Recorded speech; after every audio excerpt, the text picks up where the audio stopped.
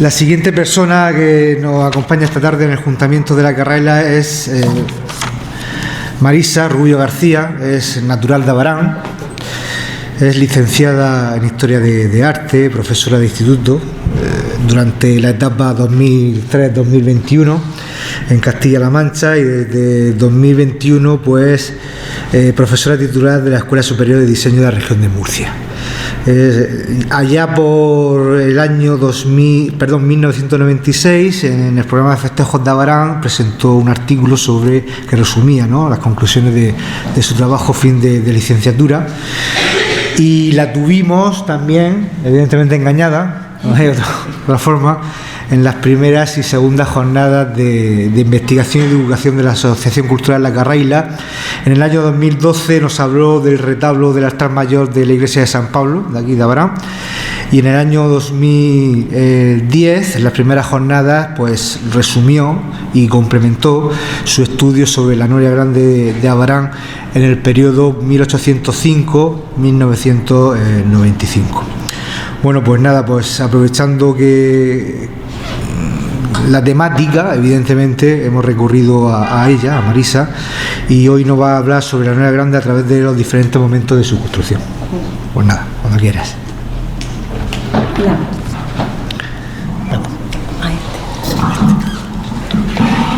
Hola, buenas tardes. Bueno, como decía aquí José Joaquín, ya este discurso ya lo hice hace unos años, lo que pasa que, bueno, a raíz de que ahora se cumplen 220 años, lo he hecho un poquito más didáctico, hablando relacionado con lo que ha comentado él. Y la verdad es que al principio este proyecto surgió de un trabajo de la universidad que, de hecho, era la asignatura de conservación de bienes culturales. Y nos hizo mucho hincapié que, como éramos muchísimas personas de distintos pueblos de la región, que pusiésemos en valor aquellos elementos que consideramos que era necesario poner justamente en el valor que se merecían, y que además estaban en peligro de que la gente a lo mejor no tuviese ese interés en conservarlo durante el tiempo, ¿no? Y además nos decían que nosotros teníamos que ser los ojos se puede decir, de la consejería o de la región, para que determinados hechos o actos que pudieran ocurrir a lo largo del tiempo, pues que no pudieran, precisamente a colación de lo que ha dicho el alcalde, que claro, esto es un problema que ahora mismo ya la Noria tiene una entidad, si es necesario conservarla, porque claro, ¿cómo vas a dejar que la Noria más grande de Europa en funcionamiento se venga abajo y deje de funcionar? Pero claro, las vicisitudes que han ocurrido a lo largo de todos estos años pues son muchas. De hecho, el trabajo que lo empecé a hacer solamente llegaba hasta un periodo, no llegaba hasta a principios del siglo XIX. Luego, más adelante, cuando ya yo lo había presentado en la universidad, me enteré que a raíz de, porque me escobio, como dice, me han engañado varias veces. Y entonces me dijeron, oye, hay una documentación nueva en el ayuntamiento y sería interesante que continuaras lo que dejaste sin terminar. Y a raíz de eso fue el resultado de hacerlo. Pues yo corté prácticamente en 1951, porque precisamente él y otra persona habían hecho un trabajo sobre la Noria del año 51, que habían hecho Nicomedes, José Carrasco, y yo empecé pues desde el principio por el proyecto inicial, ¿no? Entonces fue muchos meses, no sé si un año y pico, vaciando poco a poco lo que había en el ayuntamiento sobre la Noria, custodia, que sigue estando seguramente en el ayuntamiento, muy amable, siempre me ayudó y me fue sacando la documentación, y bueno, pues así leyendo muy poco a poco, y se hizo el extracto, porque claro, yo ya en esta etapa ya tenía a mis hijos y me ha costado muchísimo trabajo dedicarle tiempo a progresar en el proyecto. Y bueno, a nivel didáctico, pues yo el resumen que se desarrolla, esto es más amplio, si lo queréis ver está en la página de la Carraila, se ve pues eso, la evolución de la construcción a lo largo del tiempo, que está situada en Los Morzaletes, aquí en Abarán, y que bueno, es muy importante a nivel local, y ahora mismo ya a nivel regional, incluso ya nos ha dicho que en Alemania también tienen interés por parte de la didáctica. El grueso de la documentación precisamente es esa, el vaciado que se hizo de los juntamientos que hacía el heredamiento de la Noria, ¿no?, la Noria Grande, con los fondos del archivo que decía, y que, bueno, lo que hice fue filtrar aquello que me interesaba relacionado sobre todo con lo que eran los materiales y las personas que a lo largo del tiempo habían trabajado en él, ¿no? Entonces se ha hecho, a lo largo del tiempo, pues vimos que el herramiento iba publicando lo que eran las variaciones en la superficie regada, entonces pues tengo también un esquema a lo largo desde 1805 hasta, creo que hasta principios del siglo XX, todo lo que las taullas que se riega a lo largo de todos los años, ¿no? Bueno, también es verdad que hay partes que tienen que ver con la historia de España en general, porque ahora veréis enseguida, lo primero que pasó fue que empieza en 1808 realmente a funcionar justamente un mes después de empezar la guerra de independencia. Ya enseguida lo vamos a ver. Bueno, pues luego se pone sobre todo atención, como decía, en los elementos constructivos, la madera, la obra de fábrica, los elementos metálicos, y bueno, sobre todo pues veremos que el grado que va a tener a lo largo del tiempo a nivel de desarrollo técnico industrial en cada momento, así como esas personas, como digo, que van a llevar a cabo tanto la construcción como la conservación. Como a nivel didáctico, me gusta, al ser profesora y demás, me gusta un poco poner en situación. Entonces, claro, los orígenes de las norias se cree, porque hay autores que, pero no se sabe con exactitud en qué momento. Sí sabemos que en Mesopotamia, sobre todo por los jardines colgantes de Babilonia, se cree que del periodo entre Nabucodonosor II, en los siglos VII al VI antes de Cristo, se reconstruyó, o sea, se hicieron estos jardines, y que luego bajo los persas en el siglo VI, hacia el 539, ya con Ciro el Grande y su hijo Darío, pues también pues se completaron una serie de mapas, de constelaciones y demás, y fueron matemáticos, o sea, matemáticas modernas y demás. Entonces se cree que en ese periodo pudo ser el origen, pero tampoco se puede decir de manera fehaciente. Entonces, por esa fecha, como digo, pues más adelante, en el siglo III a.C., también conocemos el famoso tornillo de Arquímedes, que es súper importante para la extracción del agua, y además luego muy significativo porque los romanos lo van a utilizar para hacer puentes, para hacer un vaciado y luego poner los pilares, ¿no? Luego tenemos conocimiento de que las norias fueron muy utilizadas por los romanos para sacar el agua de las minas, haciendo una superposición de norias, y al final pues extraerla. De hecho, esta imagen está sacada de las minas de Río Tinto, y esta sería la imagen que resume esa superposición de la elevación del agua hasta sacarla a la superficie. Aquí hay una altura de unos 30 metros desde la planta, o sea, desde el lugar más bajo. Y bueno, aquí sería una imagen de una noria traída también realmente de una de las minas de romanas, y de los 10 libros de Vitruvio, el modelo que decía este historiador, pues parece ser que él comentaba que las norias que en ese periodo se hacían eran sobre todo las conocidas destacadas, que parece ser que aquí en la región eran las que más se daban en uso. Estas norias que, como veis, pues tienen dos soportes hincados en el suelo. Y bueno, más adelante, siglos más adelante, pues como no, nuestro más conocido Leonardo da Vinci, que utilizó una composición tanto del tornillo de Arquímedes, ayudado también por norias, para la extracción y elevación del agua en superficie. Ya sabéis que él fue una máquina. Y más cercano a nosotros, en el siglo XVI, en Toledo, capital, el artilugio de Juan de los Turrianos utilizó tanto las norias como una serie de cucharas oscilantes, como veis, que bueno, esto fue un desastre a nivel económico para la persona, porque bueno, era para el rey, parece que le iban a pagar, al final no le pagaron, y elevaba el agua a más de 100 metros de altura desde el río Tajo hasta lo que sería el Alcázar, ¿no? Y bueno, ya nuestra noria, que claro, ya ha cogido mucha entidad, y cuando se abrió el centro comercial Tade, se ha hecho la reconstrucción, que bueno, nosotros somos, aunque no estoy viviendo en Abarán, pero claro, nosotros, mi hijo cada vez que va allí y va con algún amigo siempre dice, mira, esta es la noria de mi pueblo. Y dice, pero bueno, ¿cuántas veces me lo vas a decir?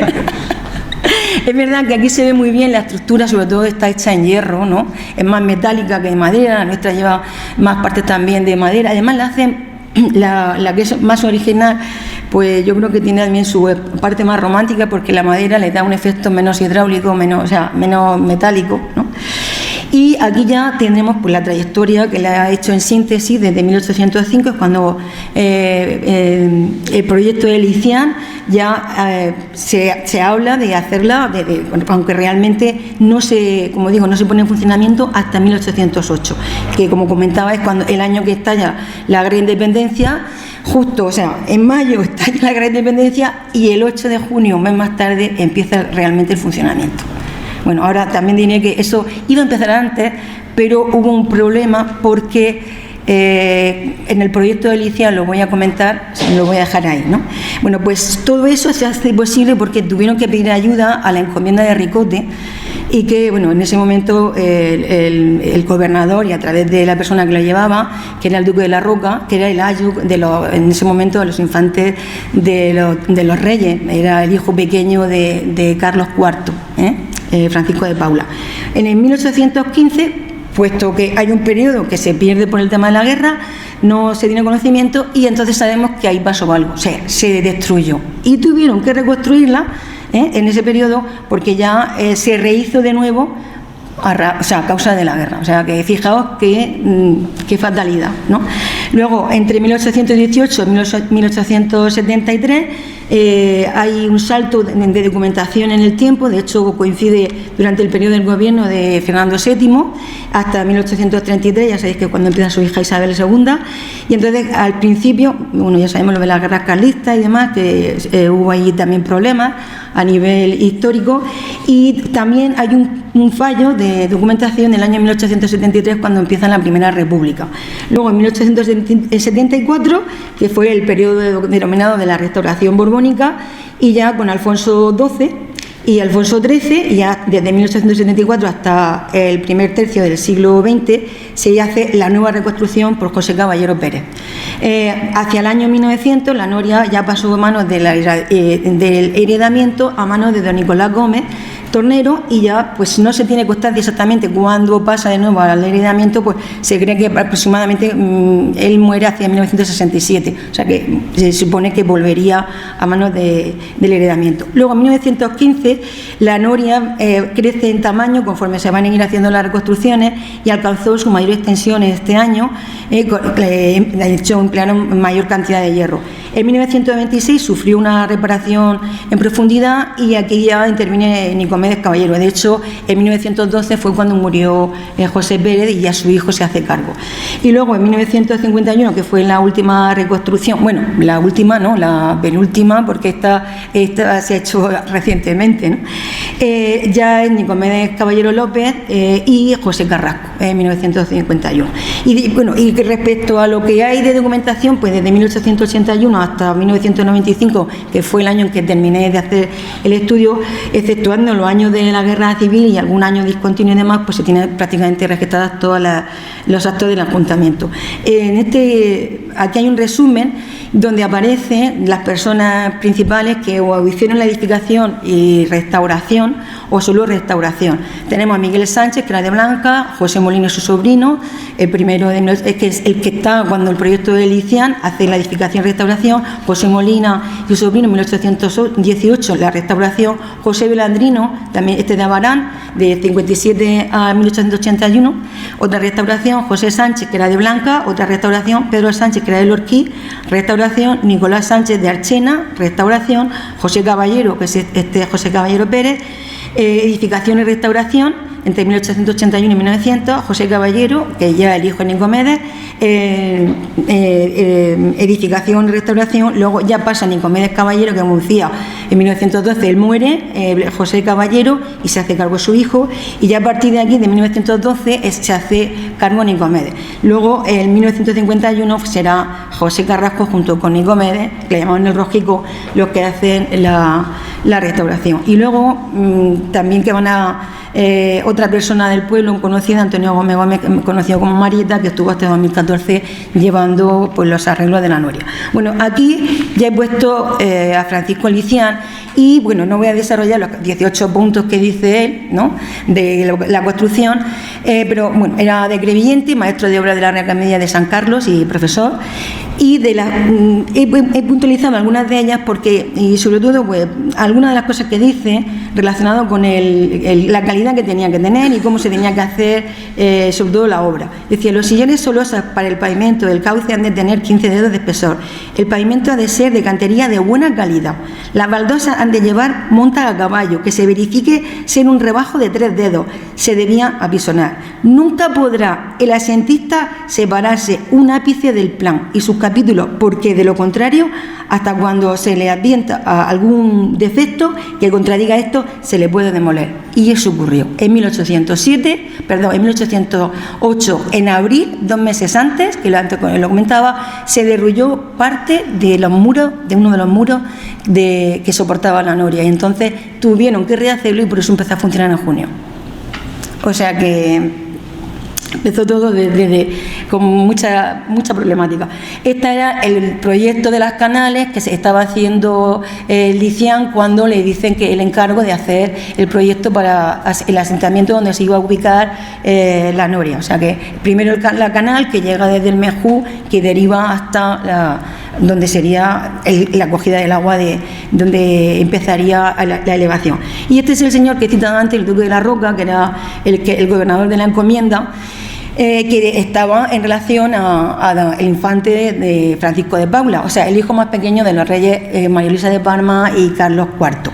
Bueno, la imagen, que está sacado de internet, porque ya yo no me voy creo que está en un museo de Estados Unidos, el cuadro originario, está representado por Goya, hecho por Goya, y además lo ha representado como un ilustrado. De hecho, ya sabéis que Goya, cuando representaba a la gente, ya llegaba un momento, si le caía bien, te representaba bien, y si no, pues ya sabes que te iba a poner como alguna de las imágenes de la imagen siguiente, que me parece un poco esperpéntica, ¿no?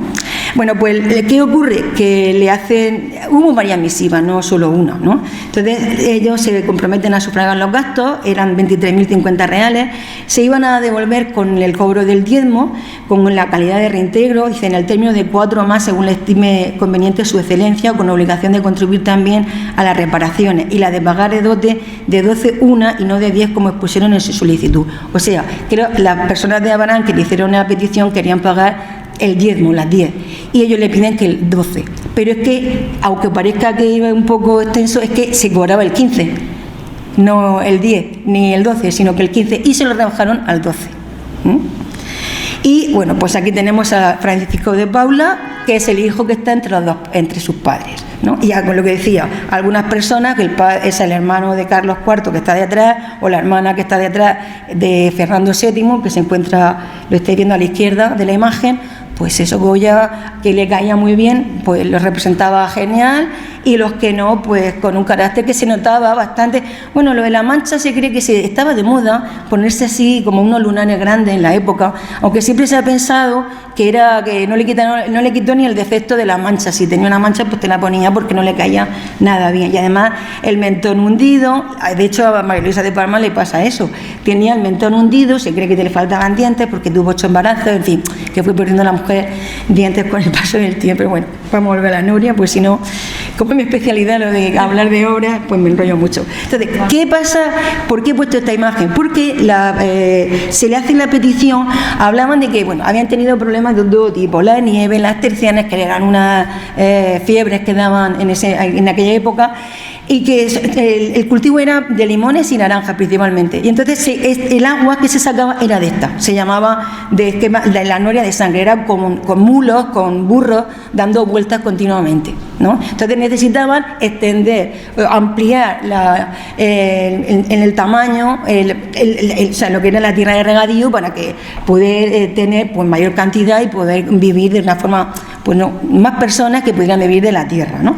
Entonces, el lugar de donde se extrajo alguna de las partes la cantidad se puede decir, de vicisitudes, de problemas, y luego cuando la encomienda se hace cargo, querían que lo trabajaran, que extrajeran la mejor manera posible para hacerla, ¿no? Entonces se le dan en 1807 2.500 reales a Miguel Sánchez y a José Molina, que hemos visto antes, para que fuesen a la Puebla de Huesca, que de hecho en el mapa aparece, era con G, luego pasa más adelante con H, como se va a llamar Huesca, como la conocemos en la actualidad, y que trajesen 4 vigas para las cruces y 8 tablones de 50 palmos. Bueno, más o menos el palmo son unos 20 centímetros, 20 y pico, ¿eh? Y aquí, como veis, pues ya aparece en otro mapa más cercano a 1700, bueno, es de 1776, más cercano al siglo XIX, que ya aparece con el nombre de Huesca. ¿El por qué se escoge este lugar? Porque, según estuvimos investigando en su momento, esta zona era propicia por el tema de la madera que había en esta zona de la Sierra de Segura, porque había un pino, la variedad el pino laricio, que, como veis, tiene unos fustes que se utilizaban principalmente para la fabricación de barcos de la Marina, ¿no? Además, esta zona también interesante porque también en la época de la Ilustración, a finales del siglo XVIII, se intentó hacer un acueducto que fuese desde allí hasta Cartagena. Lo que pasa es que quedó inconcluso otro día, si queréis, o luego me preguntáis el por qué. Y por lo tanto ya tenemos que la elevación del agua tenía que ser superior, y aquí tenemos la medida de lo que sería el valor de la tahuya murciana de 1118 metros cuadrados, sería la ochava murciana y la braza murciana. Y aquí sería otra de las extracciones que el compendio por año, sobre todo desde 1866, porque ya os he comentado que no están todos los años, por lo que sea, no, en el ayuntamiento carece de información de determinados periodos. Y como podéis comprobar, si nos fijamos en 1915, es donde aparece el máximo de tahuya que regaban, 177,24, unas 19,81 hectáreas. O sea, que es mucho más de lo que riega actualmente la noria de Don García, ¿eh? O sea, que, como veis, todo esto era del reparto, o sea, todo lo que está en el ayuntamiento, de los repartos, de cuánto pagaba cada uno, y así se pudo extraer, en conclusión, haciendo la suma uno a uno, de cuánto se pagaba por año, cuántas tahuillas había en general, y pues el resultado fue como veis, este esquema que lleva mucho trabajo. Alguna información, de hecho, una vez son de reparto, que le falta un papel, el dato obtenido de un reparto, dato deducido de un reparto, ¿no? Dato obtenido de la medición del agrimensor Juan Avellaneda Millano, 1883. O sea, como veis, la mayoría. Y el último, de 1994, que está obtenido del libro que hizo Vanegas, ¿no? Y también, no sé si colaboró él también, ¿no? Y bueno, pues de los materiales yo he extraído los más significativos. Primero los de la noria, que era de 5 palmos, de 11,5 metros, si os dais cuenta, más pequeña que la de 1805, más pequeña que la actual, de madera de olivera, tablones de madera, y que se puede creer que era de pino laricio, pino nigra. O sea, que esto tampoco lo podemos concretar exactamente, porque el mayor problema es cuando citan madera del Canadá. Ya os podéis volver locos, porque es verdad que, o sea, investigando la madera del Canadá del siglo XIX, la traían a Europa y nosotros la recogíamos vía Francia. Pero exactamente decir esta y esta, yo sé que el roble allí también pues era muy utilizado, pero no podemos decir que fuera roble, lo más probable es que fuera pino, pino de buena calidad. Y como decía, pues era la más utilizada por la Marina. Luego en 1815 hay una extracción de madera de la Sierra de Ricote. En 1817 se utilizó un pino para los cabezales, que fijaos que la problemática de que del desgaste también viene por el tema de los materiales. En 1881, aquí ya es cuando empieza José Caballero Pérez, empieza a trabajar. Entonces utiliza hierro dulce, hierro fundido de Bilbao, madera del país para la curvadura y madera del Canadá para los radios. O sea, esta se puede decir que es de las que ya empiezan a tener mejor calidad. De hecho, en 1889 pues se cambian los cojinetes de bronce de 37 libras, que eran unos 17 kilos, se refunden los viejos, que pesaban unas 19 libras, y ya en 1910 la noria tiene 11,8 metros, va aumentando. Con los casclenes de madera del Canadá, o sea que ya aquí se utiliza buena madera dura impermeable, que puede ser, como decía, pinotea, madera del país para la curvadura principal, y luego que podía ser probablemente del barranco de los Corrales en Fortuna. Y ya en 1926, pues la reparación que se hizo eran 2 puentes de hierro sobre los sillares con pernos de fijación y 2 cojinetes de bronce.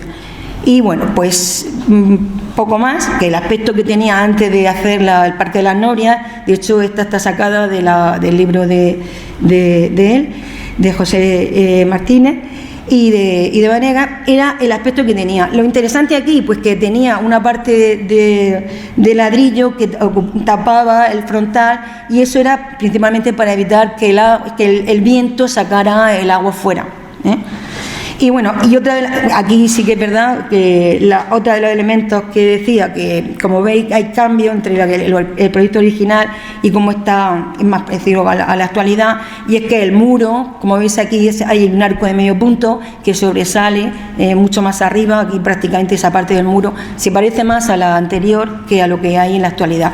Y claro, aquí ya la noria, a partir de 1951, va a tener 11,92 metros, o sea, que aumentó el tamaño, pero aunque no tiene mayor número. O sea, como habéis visto, la de 1915 es cuando hubo la mayor cantidad de taullas regadas en superficie, ¿eh? Y bueno, pues un aspecto de cómo estaba la noria antes de esto, la vista del canal, donde se deriva el agua, realmente hacia la altura donde se va a elevar, ¿no?, hacia el partidor. Y ya pues ya sabemos que es la última reconstrucción, que es del año 2022, y que es el aspecto que tiene en la actualidad. Y por mí, pues si tenéis alguna pregunta.